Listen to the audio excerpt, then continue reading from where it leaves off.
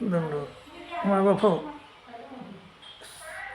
18व्या अध्यायामध्ये अर्जुन म्हणाला, देवा नष्टो मोह स्मृतिरब्धा त्वत्प्रसादान्मयाच्युत स्थितोस्मी गत्संदेह करिष्य वचनंत. माझा मोह नष्ट झाला, अज्ञान गेलं, स्मृती लब्धा, माझी जी स्मृती होती ती पुन्हा वापस मिळाली मला. आणि आता मी तू म्हणशील ते करतो, असं श्रीकृष्ण महाराजाला अर्जुन म्हणाला. असं का म्हणाला बरं अर्जुन?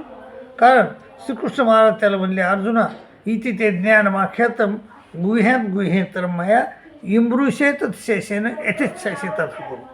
अर्जुना हे इति ते सर्व ज्ञान तुला मी सांगितलेलं आहे. आता इति ते ज्ञानमाख्यातम गुह्यात गुह्य असं ज्ञान मी तुला सांगितलेलं आहे. गुह्यात गुह्येतर मया.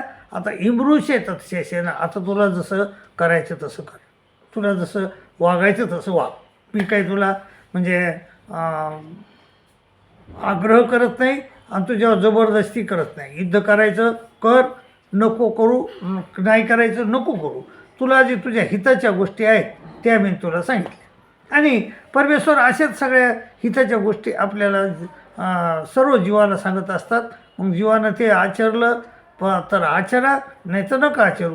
परंतु काही जीवच आचरतात आणि बरेच जीव, सगळे जीव आचरत नाहीत. उगं थोडे पोटामध्ये की जीव आचरतात आणि बाकी आचरत नाहीत, असे लोक आहेत. तर श्रीकृष्ण महाराज म्हणले, अर्जुन इति ते ज्ञान माख्यात गुह्यात गुहे तर मया इमृषेत शेषण यथेच्छासे करू. आणि सर्व गुहे तमं भुये. आता पुन्हा मी सांगतो तुला अर्जुना, सर्व गुहे तमं भुये सुरुमे परमाचं. तुला आता सर्वात ते तर झालं, पण आता सर्वात गुह्य गोष्ट सांगतो मी तुला. सर्व गुहे तमं भुये सुरुमे परमचं इष्टोशी मे दृढमिती तत्व वक्ष्यामिती हितम. तू माझा सखा आहेस आणि त्यामुळं मी तुला हे गुह्यात गुह्य असं ज्ञान सांगतो. इति ते सर्व गुहे तंबुय सुरुमे परमचं इष्टोशी मी दृढमिती तत्व वक्ष्यामिती हितम. तुझ्या हिताचं आहे. आणि काय म्हणले श्रीकृष्ण महाराज अर्जुनाला? म्हणले, अर्जुना मन हा भाऊ मत भक्तो, माझा भक्त हो, मध्याची मामनूस करू, मला नमस्कार कर एकट्याला.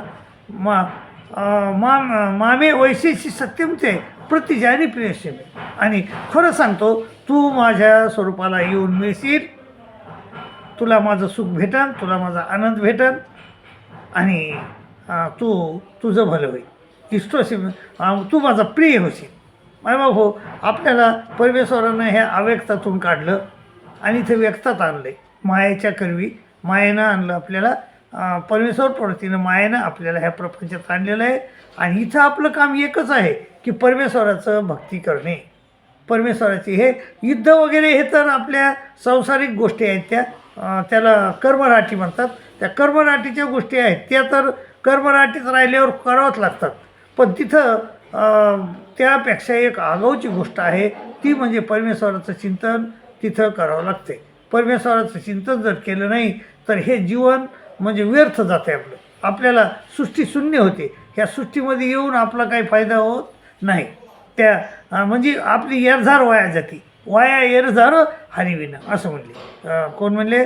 संत ज्ञानेश्वर म्हणले, वाया एरझार हरिविना. आपण जर समजा परमेश्वराचं चिंतन केलं नाही तर आपली एरझार वाया जाते आणि पूर्णच आपल्याला ह्या दुःखात सागरात पडावं लागतं आहे. आणि 184 जसं आपण कर्म करू तसे 184 योनीची आपल्याला प्राप्ती होते. मनुष्य योनी ही क्वचितच आपल्याला मिळते आणि ती बी आपल्याला कर्मभूत मिळाली पाहिजे.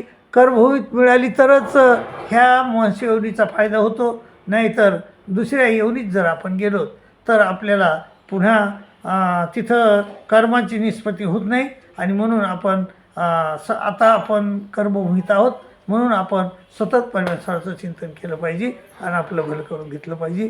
त्याचमुळं श्रीकृष्ण महाराजांना सांगितलं की अर्जुना, मी तुला इति ते ज्ञानमाख्यातम गुह्यात गुह्येतर मया इमृषेत शेषेनं येथेच्छासे तथा करू.